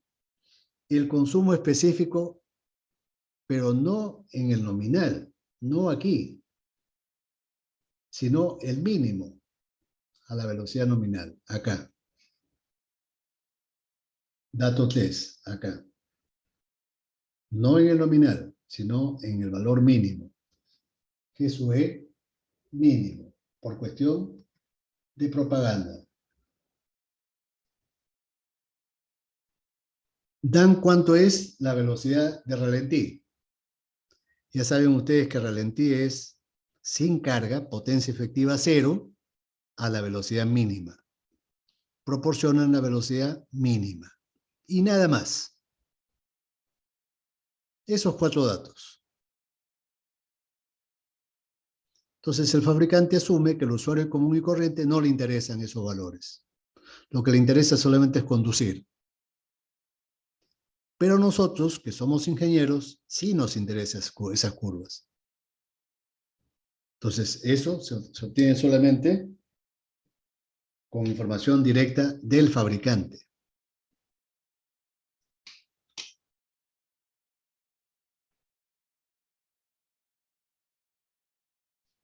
Ahora, acá tenemos, por ejemplo, curvas de momento y las curvas de momento para el motor H y para el motor diésel. Vean ustedes las curvas para el motor diésel, para diferentes posiciones de la bomba de combustible, para la posición de la cremallera, si es que la bomba es lineal. Ya. Por si acaso, no todas las bombas tienen cremallera, solamente las bombas lineales. La bomba de distribución, que seguramente ustedes han hecho ya el 6º laboratorio, tienen un anillo de dosificación, un anillo deslizante, como si fuera una bocina. Entonces acá, por ejemplo, es HC1, 100%. Acá tenemos, por ejemplo, 80, 60, 40, 30. Todas son paralelas, o más o menos paralelas. Después, ¿qué observamos? Que en todas yo les he dibujado esto, ¿no? Esta parte de acá lo dibujo yo. ¿Qué cosas representan esas líneas? Es la representación del momento cuando hay regulador, cuando hay gobernador.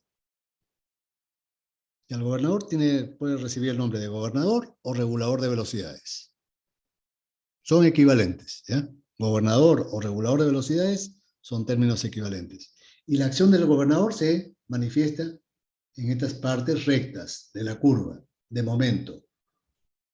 ¿Ya? En la potencia también se van a manifestar, ¿no? Pero en el motor Eche, vean ustedes, como ya explicamos en las curvas anteriores, no hay quiebre de la curva. La curva continúa con la misma tendencia. No hay una discontinuidad ahí. Y entonces, vemos que cerrando la mariposa, también el momento no va a superar cierto valor. Más bien va a ir disminuyendo el valor mínimo. Acá de la velocidad, ¿no? Cuando yo cierre la mariposa, no solamente se estrangula el aire, sino que también se estrangula el combustible. Y al estrangularse el combustible, el motor pierde potencia.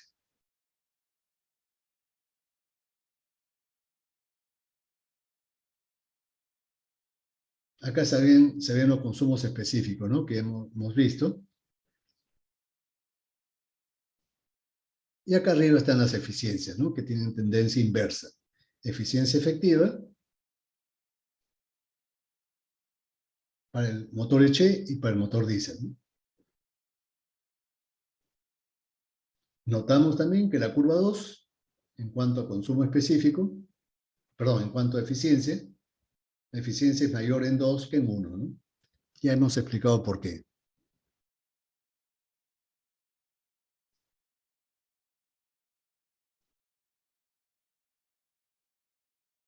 Aquí tenemos la eficiencia volumétrica y la eficiencia mecánica. ¿Por qué he escogido esos parámetros? ¿Por qué he escogido? Porque yo sé que la presión efectiva, P sub E, es igual a ¿cuánto? Es HU por L0 por eta I sobre alfa por eta B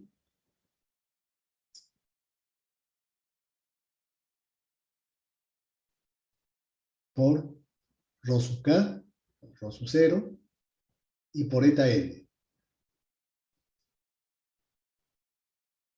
Estos 5 términos. Cuando calculábamos la presión indicada eran 4. Aquí le he agregado un quinto. ¿Cuál es el quinto? La eficiencia mecánica. Esto es de acá, este producto de acá es P sub I. Cuando lo multiplico por eta M, se convierte en P sub E. Ahora, el primer término y el cuarto son constantes.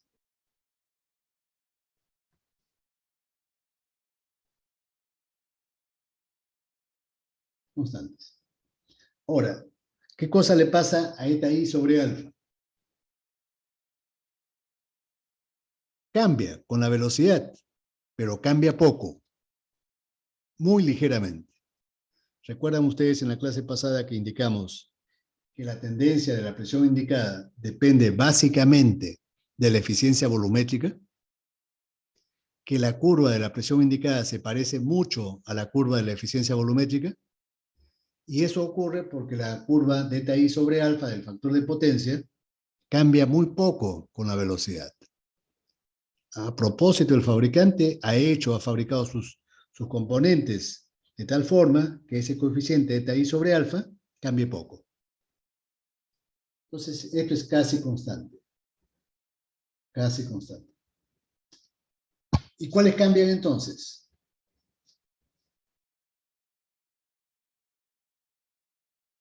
La eficiencia volumétrica y la eficiencia mecánica.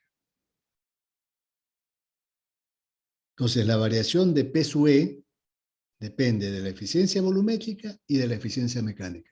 Esos son los parámetros que determinan la tendencia de P sub E. Y ya sabemos que la presión efectiva es proporcional al momento efectivo. Son proporcionales, sus tendencias son exactamente iguales. Y ya sabemos por qué nos interesa conocer el momento efectivo. ¿Por qué nos interesa conocer el momento efectivo? Porque momento efectivo, el valor del momento efectivo es sinónimo de fuerza de tracción en las ruedas. Ya lo he repetido como 10 veces. El valor del momento efectivo es sinónimo de fuerza de tracción en las ruedas. Para que yo tenga un momento efectivo alto, ¿qué cosa es necesario? Que tenga una eficiencia volumétrica alta y una eficiencia mecánica también alta. ¿Está bien? Entonces, ¿qué cosa tengo que garantizar para que las ruedas tengan la mayor fuerza de tracción? Que al motor entre el aire o la mezcla aire-combustible con la mayor facilidad, sin mayor obstáculo. Por eso el sistema de admisión es muy importante para obtener buenos parámetros del motor. La eficiencia volumétrica tiene que ser alta para que al motor le entre gran cantidad de aire y el motor pueda quemar gran cantidad de combustible. Además, la eficiencia mecánica debe ser alta también. Para que sea alta, yo tengo que reducir las pérdidas mecánicas. ¿Cómo reduzco las pérdidas mecánicas? Por ejemplo, utilizando un aceite que tenga la viscosidad adecuada, recomendada por el fabricante. Si el aceite se envejece, ¿qué cosa es el envejecimiento del aceite? Que se oxida. Al envejecerse el aire, el aceite, y ese envejecimiento va a aumentar con la temperatura, si yo al motor lo recaliento permanentemente, constantemente, lo hago trabajar con carga alta, ese aceite se va a envejecer rápido. Y cuando se envejece y se oxida, ¿qué le pasa a la lubricidad, a la capacidad de lubricar? Se pierde. Ya ese aceite ya no lubrica bien. Y como no lubrica bien, la eficiencia mecánica baja. Y entonces yo pierdo fuerza de tracción en las ruedas. Además del desgaste que estoy produciendo, ¿no? ¿El fabricante cómo reduce las pérdidas mecánicas? Por ejemplo, haciendo que el motor tenga una configuración cuadrada o supercuadrada. ¿Qué cosa significa que el motor sea cuadrado? Que la carrera es igual al diámetro. Esa es la tendencia en la fabricación de motores. Y la tendencia es que la relación S sobre D sea la más baja posible. Muchos motores en la actualidad tienen configuración supercuadrada. ¿Qué significa supercuadrada? Que el diámetro es mayor que la carrera. La relación S sobre D es menor que 1.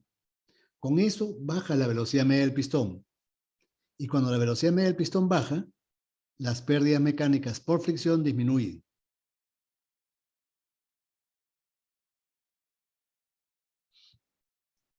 ¿Está bien? ¿Se ha entendido, por favor? ¿Se entendió? Sí, profesor. Sí, ya muy bien. Noten ustedes que en el motor diésel, las eficiencias volumétricas, esto es por ejemplo para una determinada posición de la cremallera, ¿no? Esto es constante. 100%, ¿no? 100%. Cambia, pero cambia menos que en el motor Eche. La curva de la eficiencia volumétrica para el motor diésel es más aplanada. ¿Por qué es más aplanada? Porque es menos cóncava. Primeramente porque las pérdidas hidráulicas no son tan altas. ¿Y por qué no son tan altas? Porque las velocidades no son tan grandes. Entre la velocidad mínima y la velocidad máxima, el rango es menor. En el motor Eche, a altas velocidades, la eficiencia volumétrica baja radicalmente. ¿Por qué? Porque las pérdidas hidráulicas han aumentado. Y aumentan porque la velocidad del motor Eche es alta. Son 6.000 revoluciones por minuto. Y en el motor diésel automotriz es, por ejemplo, 4.800. Recuerden que las pérdidas hidráulicas cambian con el cuadrado de la velocidad. Por eso que la curva de la eficiencia volumétrica es más aplanada, ¿no? Incluso para menores cargas, las curvas de eficiencia volumétrica son mayores. Las curvas 2 y 3 están por encima. Ya expliqué por qué, ¿no? Cuando el motor trabaja con menos carga, sus componentes están más fríos. Cuando el aire entra por esos elementos más fríos, la densidad no baja tanto. La eficiencia mecánica. Vean ustedes que la estrangulación del aire que produce la válvula de mariposa incluso se refleja en las pérdidas mecánicas. Cuando yo cierro la mariposa, acá por ejemplo es fide la mariposa 75%, acá es 100%, acá es por ejemplo 40%, vean ustedes, solamente por haber cerrado la mariposa, cómo cambia drásticamente la eficiencia mecánica. En el motor diésel cambia menos. ¿Se reduce la eficiencia mecánica? Sí, también se reduce, ¿no? Pero menos. Las curvas son menos cóncavas, más planas.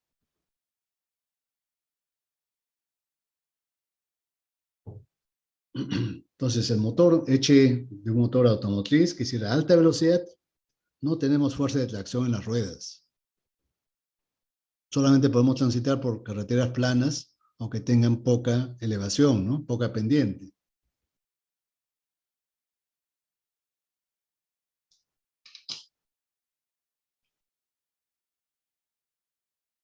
¿Está bien? ¿Se entendió? Y lo vamos a dejar ahí. Ya por cuestiones del tiempo, lo vamos a dejar la clase ahí. Entonces, creo que está de más que les recomiende que lean, es decir, hoy día mismo, ¿no?